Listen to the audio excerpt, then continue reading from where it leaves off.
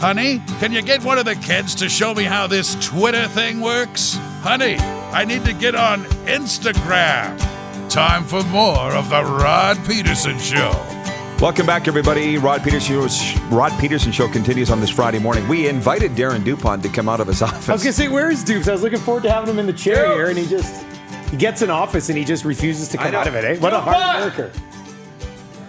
Oh, he's not there. I didn't hear you. Sorry, Clark. He's gone. What's happened to Darren DuPont?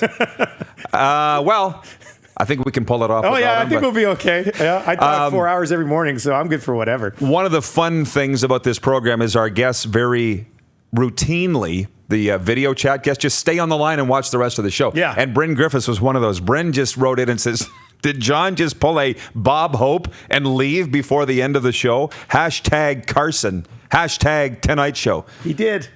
He absolutely did. Devin Stubel's watching. He said Lynch should have done a mic drop before exiting. He almost, that's as much as you can do with that mic. All right, the mic push. It's on a stand. That's basically what he did, which was great. That was really cool, actually. I watch you guys when I have the time, and obviously when I'm on with you guys, and he always entertains me. So I was happy to sit here with him. He's reborn. Yeah. You know, one thing that does frustrate me about your show is that little Canada West helmet. Yeah. Because I know Evan Dom sent that to you. I've been doing Canada West games for 10 years. I never got anything. I didn't get a hoodie. I didn't get a T-shirt. I didn't get a mini helmet, which is extremely frustrating. So if he's watching this at any point, Dahmer, I'm very disappointed. He knows now. Yeah, exactly. Like, you've outed him on Facebook Live. Yeah. Well, and by the way, on the mic drop thing, just so you know, when you drop mics, it's not good for them. No, it's not at all. They're hundreds of dollars, these things. Like, you do not want to drop them. Every time any engineer sees the comment mic drop, they're like, don't! Yeah. Yeah. The poll, and Clark just did it. Did you hear I heard that. I heard on the other side of the wall. The poll, checking the poll, Capital Auto Mall, Universal Collision Center, daily poll question, can the Riders win a Grey Cup without Cody Fajardo? Do you want to take a stab at this, Dusty? I'm going to guess it is 85% no. Twitter poll, 76% say no. They can't win a Grey Cup without Cody Fajardo. That's on Twitter. On our Facebook poll, it's 73% say no. So you're kind of getting a sense now of not only the love for Cody Fajardo in this province, but also how much they think he means to the football team. It's not just that they like him. Yeah. He is the team. He got paid, right? I mean, he everybody, whether it's a fan base or obviously the organization, they love Cody Fajardo, and I get it. I understand why. He's done amazing things. I mean, when things are going good here, I'm sure it's great to be the quarterback. But if they're not, that can't be easy, whether it's in Edmonton or here or wherever in a Canadian market. If things aren't going well, things can turn on you pretty quickly. But he's kind of had it going very well since the very beginning. And it's an interesting question because who's Isaac Harker? Is Harker number 2 in the depth chart? I saw him in the preseason. I did a preseason game down in Calgary, and got a little glimpse of him. I guess that's really all any of us have seen so far of Harker, right? Well, actually, it's for sure. But the one thing in that game, because I was watching it, was Cody Fajardo led the Riders on a touchdown drive in that game, and I'm like, hey, I know. I thought the exact he's got something here. I know. I thought the exact same thing. I was like, that's a really nice drive from Fajardo. And then Harker, he's just young, inexperienced guy. Not very big. I think he's like 6 feet. I was looking at some prep I was doing last night, like 6 feet, just under 200 pounds. Would be a horrible spot to put him in right now if you had to. I would like to see him get some snaps. If things are obviously under control tomorrow for the Riders, see what he's capable of in a low pressure situation. But now this might come across the wrong way. But the poll question kind of shows it. The success of this team this year lives and dies with Cody Fajardo. It just, it's a really good team. So don't get me wrong, but Cody Fajardo is a really good quarterback. You don't have a veteran guy behind him who you can step in and have play for you. So the success, whether he's healthy or not, and probably just based on his play in the game as well. In the West Final, should they lock up a bye here this week, that'll come down to Cody Fajardo, and that's fine. That's why he's getting paid the big bucks. Well, $450,000 roughly, according to 3 Down Nation. I've seen reports that it's a little less than that, but it's $400,000 plus, which in my mind jogged my thought of why, just with the Oilers goaltending, because I was a goalie. I'm not going to get into that, but it's just with Mike Smith and Mikko Koskinen.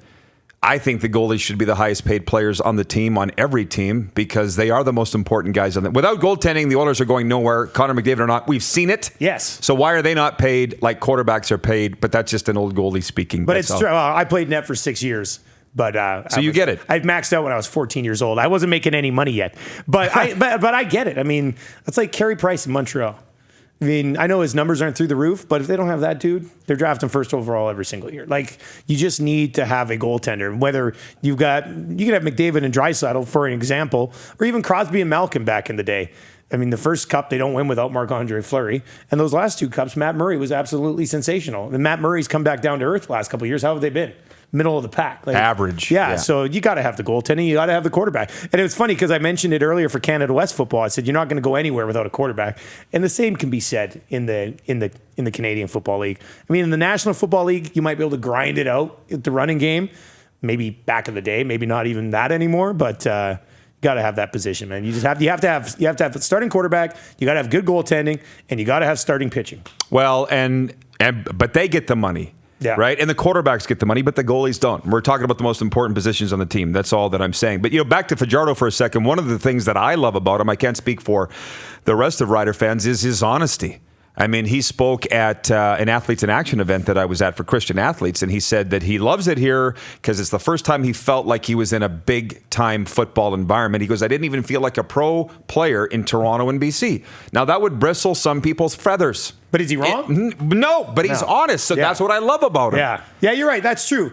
A lot of guys would say, it's good to play here. Not that there was anything wrong with Toronto or BC, but this community is the Riders, right? Toronto is not the Argos. Toronto is the Leafs, it's the Raptors, it's TFC, and then it's the Argos. And in BC, when the Lions are doing well, that's great, but it's still a Vancouver Canucks city, and it always will be, right? So here, I mean, big fish in a good-sized pond, and you're the starting quarterback. This is a big man on campus as you can possibly get in the Canadian Football League, and he's doing it, and he's doing it well. And he hasn't won a Grey Cup yet. I'm a little like you. I'm not old enough to remember the Lancaster era. Yeah. But I know what he means when there's a 5-story high banner of him on the side of the stadium. Clearly, this guy did something, right? But he did win a Grey Cup. And how many straight Western Finals was he in? 6 out of 8 years, I think. Something just astounding, like Bo Levi-esque numbers, quite frankly. And Cody hasn't won yet, and yet they're saying he's more popular than Lancaster. So why is that? Like, I would like to, because I'll probably talk about this on the broadcast tomorrow. Why is that? I think a lot of it is the faith thing. We really are the Bible Belt. He's made no secret of the fact he goes to Christ the King Church every Sunday morning. Their congregation's never been higher in its history of 100 years of the church. Yeah. So I think that's a really big part of it. So he's just like buying in on every level in this community then. Well, which is important. But what's funny, I don't know how closely you follow the Saskatchewan headlines here, but his car got broken into Thanksgiving weekend. Did you hear this story? No, I did not hear about this. So, and this is where his legend really spread, I think, across the CFL. He was interviewed about, actually, he tweeted it and said, I was broken into last night. And he says, I hope the person that broke in got a hot meal out of it. Clearly, you needed the contents of my vehicle more than I did. And people were like, oh my goodness. Is this for real? he got broken into, and he was grateful because of it. Yeah. And actually, what's funny is it touched off a bunch of spin-off stories because a bunch of nurses outside the Pasqua Hospital, which is right on the edge of the North Central District, said, we get our cars broken into every night. How come it's a big deal that Cody Fajardo is front page news? Because we get it all the time. And I was sort of like, sorry to tell you, but 33,000 people don't show up to watch you go to work. They do with Cody Fajardo. He's the quarterback of the Saskatchewan Roughriders. That's just how it is. It's the way that it is, and you need to accept it. But Marshall Ferguson, who is part of the broadcasting fraternity of the CFL, obviously the Ticats play-by-play guy, said, is this guy actually this wholesome? And he's actually more wholesome than you think. Next time he's going to leave the keys in the car. They just take the entire thing, I'll get another one. Mm-hmm. Like, that's incredible. That's great. And you know what? I mean, this isn't just a Canadian Football League. I think professional sports overall needs more guys like Cody Fajardo and that type of person. There just aren't many of them, really, at all. So, not that they're bad guys, but they might not be that good. Well, there aren't that many guys like Cody Fajardo around. Yeah, exactly. That's the, it would be. Of course, we need on the more. Same team. Yeah. Metal Shingle guy writing in on the Prairie Mobile text line at 840-8777. That's 306-840-8777. He's got 3 text messages here, and they're all good. This is a very sharp guy. He says, with a salary cap on coaches, you pretty much have to go inside the organization. We're talking about coaching changes potentially in Toronto and BC. I'd like to see neither one make a coaching change, but we're hearing that's not in the offing. He goes on to say, as far as O'Day being GM of the year, only if he gets a first-round pick for a starting quarterback that he traded. That's the conditional thing on Caleros, obviously. And he says, Harker's a baller, too. There was a push for him to start over Fajardo early in the year. He did look good in the preseason, but that is the tiniest sample size for Isaac Harker. This would be a big start for him tomorrow if he had to. Yeah, I'm trying to think because we chatted with the coach prior to that preseason game, and I can't remember. We were talking about the quarterback position and what could end up happening there, and he did speak pretty highly of Harker. I can't remember if he was saying that it's a Fajardo Harker thing, but now that comes up, it might ring a bell actually, and. Yeah, I hopefully, I mean, from a Riders perspective, if they're in control of that game, hopefully we do get a look at him. I'd love to get a first look at him here in the regular season. Text from the 690 says, the Rod Pedersen live audio feed isn't working for me. Could you check it out, please? This was way back at 10:04 a.m. We found dupes. Did we fix that? Clark says, that's a you problem, not an us problem. Turn up the volume. Yeah, it's working for... Right. Come join us. We were yelling for you earlier. Yeah, we missed you, buddy. Brady from Brady in Saskatoon. Hey, Rod, it's Brady. My predictions for the Rider game tomorrow, 35-21 if Fajardo starts, or 21-17 if he doesn't. Either way, the Riders win, Brady says. And he says, do you think the 49ers will stay undefeated? If not, how many losses can we expect? I'd say 1 or 2 losses since it's extremely difficult to finish undefeated. They're good. Of course, that's a tough one. They are very good. Really good, man. What would be reasonable?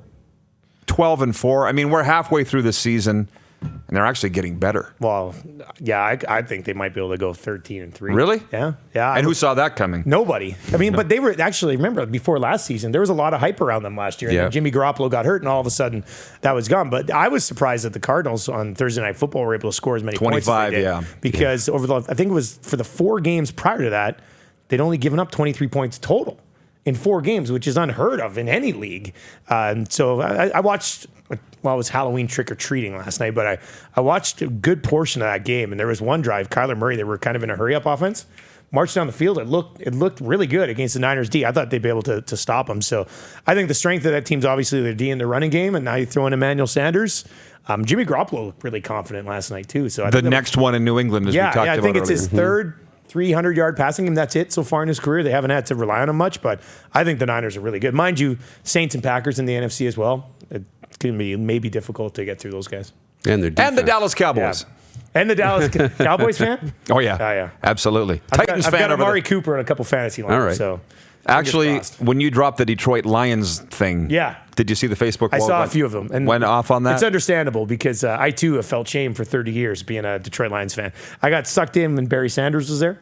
He was on Tecmo Super Bowl. It was my go-to guy, so I became a huge fan of the Detroit Lions. Makes sense. And I wish I would have given up on them when he did. and I wish I would have given up on them when Calvin Johnson did. But instead, I still grind it out for 6, 7, 8 wins every single year. I got to be honest, and we're way off track, and I'm loving it on our discussions here, what we normally do. But you mentioned the Lions. I had Bernie Smilovich on my old show. Do you know who that is? No. Legendary Detroit television sportscaster. Okay. Like, Darren, what was your cable and Wynyard? Did you get WDIV Detroit? Yes. Yeah, we did. Bernie Smilovich. Then you would know. Weekend at Bernie's was his highlights and stuff. And anyways, he came on my show. What's your NBC affiliate in Edmonton? Who do you get? Spokane or Seattle? Geez, I don't even know. I stream a lot of television. But growing up? I grew up in Cranbrook, BC.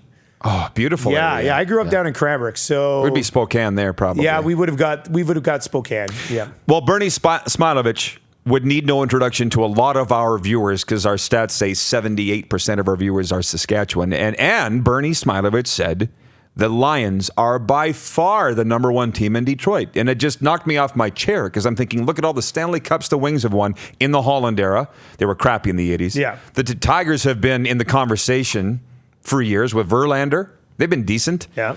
And, the Pistons are, I'm not even sure they're still in the NBA. Outside the odd brawl here.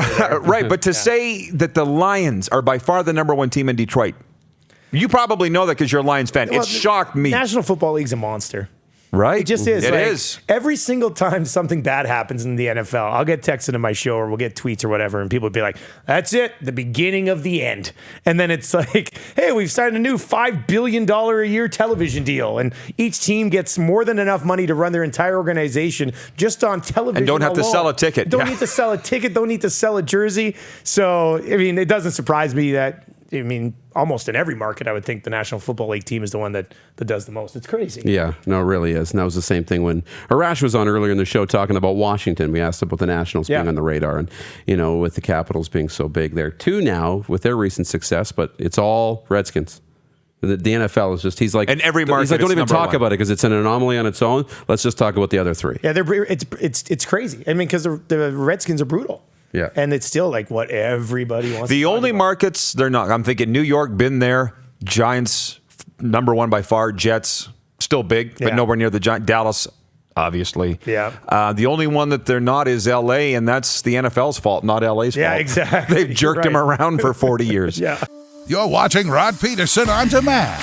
For more of The Rod Pedersen Show, visit rodpedersen.com or follow Rod Pedersen on social media.